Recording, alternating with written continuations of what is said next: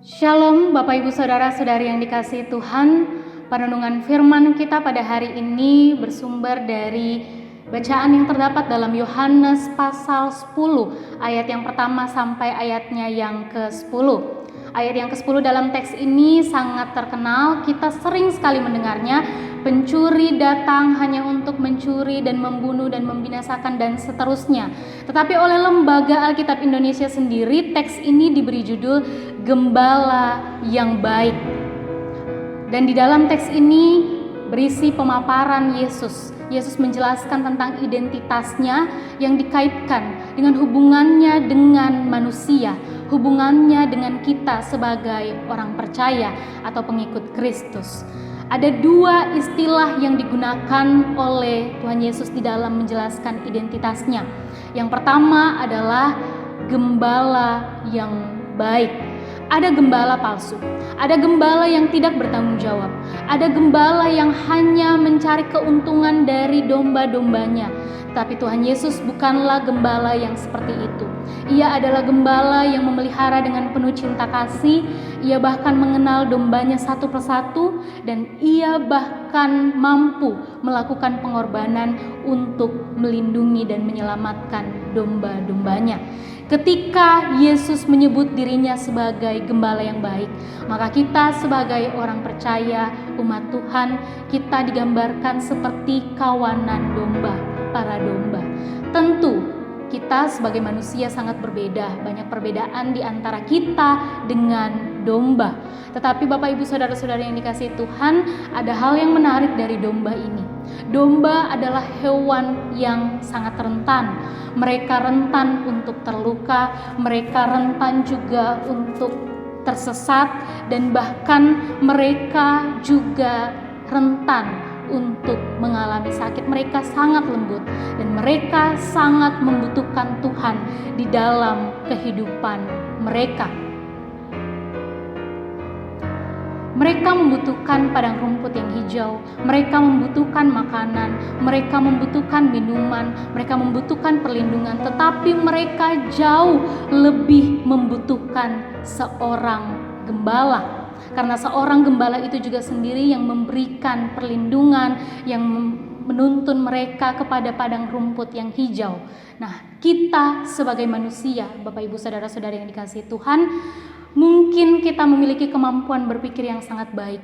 Kita juga memiliki kemampuan khusus. Dan bahkan kecanggihan teknologi menjadikan kita menjadi lebih unggul. Tetapi kita tetaplah manusia yang rentan. Kita sangat rentan untuk terluka. Kita rentan tersesat di dalam dunia. Dan bahkan adanya pandemi COVID-19 ini menyadarkan bahwa tubuh kita rentan untuk jatuh sakit. Dan kita juga sangat membutuhkan Tuhan di dalam kehidupan kita. Kita membutuhkan pekerjaan, kita membutuhkan makanan dan minuman, kita membutuhkan cinta, kita membutuhkan perlindungan, tetapi kita jauh lebih membutuhkan Tuhan, karena Tuhan sendiri yang akan memberikan pemenuhan dalam hidup kita, memberikan tuntunan kepada kita, dan bahkan memberikan perlindungan untuk kita semua.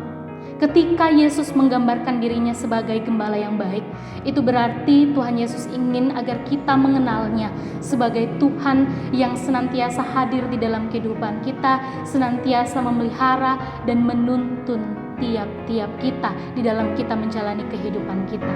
Yang kedua, Bapak Ibu Saudara-saudari yang dikasihi Tuhan, Yesus juga menyebut dirinya sebagai pintu. Ada banyak jalan yang diperhadapkan kepada kita di dalam kehidupan kita saat ini. Ada banyak pintu-pintu yang diperhadapkan, yang menjadi pilihan pintu atau jalan mana yang harus kita tempuh. Ketika Tuhan Yesus berkata bahwa Ia adalah satu-satunya pintu, itu berarti bahwa Tuhan Yesus juga mengarahkan agar kita hanya mengarahkan langkah kita kepadanya. Bahwa Tuhan Yesus mau bahwa kita hanya mengarahkan hati, mengarahkan langkah kita, dan mengambil jalan satu-satunya menuju kepadanya. Dan di dalam hubungan kita kepada Tuhan, di dalam kita menempuh jalan itu, tentu ada banyak sekali penghalang-penghalang bagi kita. Salah satu penghalang adalah pencuri-pencuri di dalam kehidupan kita. Pencuri pada zaman Yesus pada saat itu adalah Mesias palsu yang menjanjikan kemerdekaan, tetapi pada akhirnya mereka hanya mendatangkan peperangan, perbudakan, dan bahkan penderitaan. Dalam kehidupan kita saat ini, tidak mudah bagi kita untuk percaya kepada Mesias palsu. Tetapi bukan berarti kita terbebas dari penghalang-penghalang antara hubungan kita dengan Tuhan. Bukan berarti kita terbebas dari pencuri-pencuri di dalam kehidupan kita. Masih ada pencuri-pencuri masa kini, yaitu segala sesuatu yang sepertinya memberikan kemudahan, sepertinya memberikan kesenangan, atau mungkin seperti jalan pintas menuju kesuksesan, jalan pintas menuju kebahagiaan, tapi pada akhirnya semuanya itu hanya menjerumuskan kita ke dalam kehancuran, dalam dosa, penyesalan, dan bahkan kekecewaan terhadap diri kita sendiri. Dan bahkan itu semua membuat kita menjadi lebih jauh daripada Tuhan. Inilah penghalang-penghalang yang harus kita hindari, dan untuk menghindari itu semua kita diajak untuk melangkah, untuk maju hanya menuju kepada pintu, yakni satu-satunya pintu yang memberikan kehidupan sejati bagi kita, satu-satunya pintu yang memberikan hidup penuh kasih karunia, satu-satunya pintu yang memberikan kecukupan untuk kehidupan kita. Bapak, Ibu, saudara-saudari yang dikasihi Tuhan, pintu itu bukan hanya sekedar tempat untuk masuk, tapi juga tempat untuk keluar. Pintu, jalan untuk masuk, dan juga jalan untuk keluar.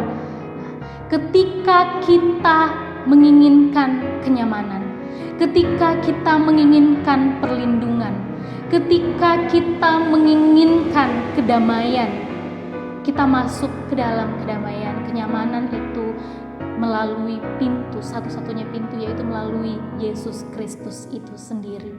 Tetapi di dalam zona nyaman itu, di dalam zona kenyamanan kita, tidak ada padang yang berumput hijau, tidak ada air yang tenang di dalamnya.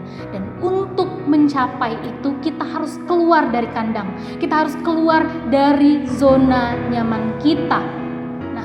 Ketika kita menempuh perjalanan untuk mencapai padang yang berumput hijau atau keluar dari zona nyaman kita, tentu kita akan melalui kerikil-kerikil, dan bahkan kita melalui bebatuan tajam dan bahkan lembah kekelaman. Tetapi ketika kita mengambil jalan itu, jalan keluar itu bersama-sama dengan Yesus, ketika kita mengambil jalan itu bersama-sama dengan Tuhan, kita akan senantiasa mendapatkan tuntunan Tuhan. Ia akan senantiasa melindungi, Ia akan senantiasa melingkupi kita hingga kita sampai pada padang yang berumput hijau. Bapak, Ibu, saudara-saudari yang dikasihi Tuhan, di tengah pandemi COVID-19 yang kita hadapi pada saat ini, ketika saya berkata bahwa sesekali kita harus keluar dari zona nyaman kita untuk sampai kepada padang rumput yang hijau, untuk sampai kepada kehidupan yang sejati.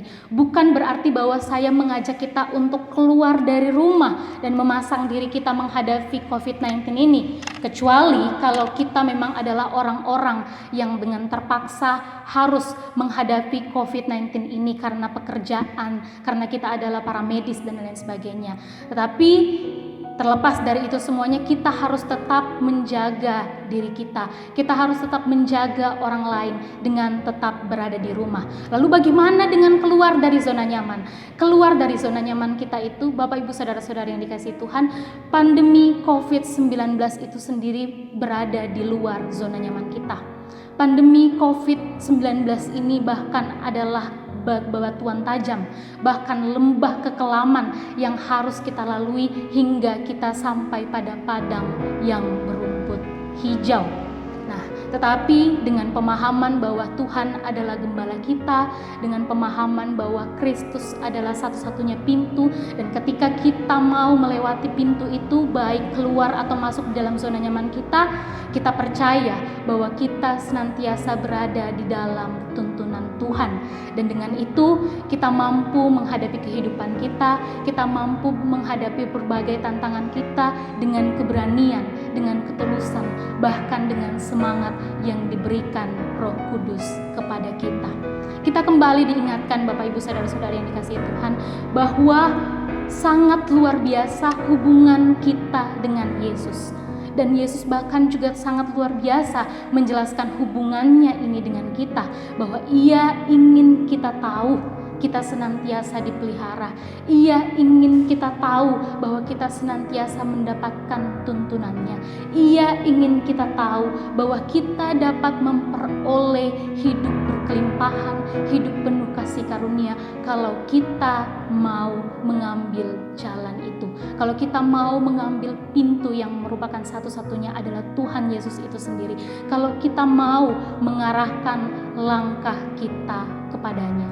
Oleh karena itu, marilah Bapak Ibu Saudara-saudari yang dikasihi Tuhan, kita semuanya tetap mengarahkan langkah kita semuanya tetap menghadap kepada Tuhan, kita semuanya tetap menyerahkan, kita mempersiapkan diri kita untuk menyambut hidup yang berkelimpahan itu dengan tetap percaya, dengan tetap berharap dan menyerahkan diri kita sepenuhnya kepada Tuhan.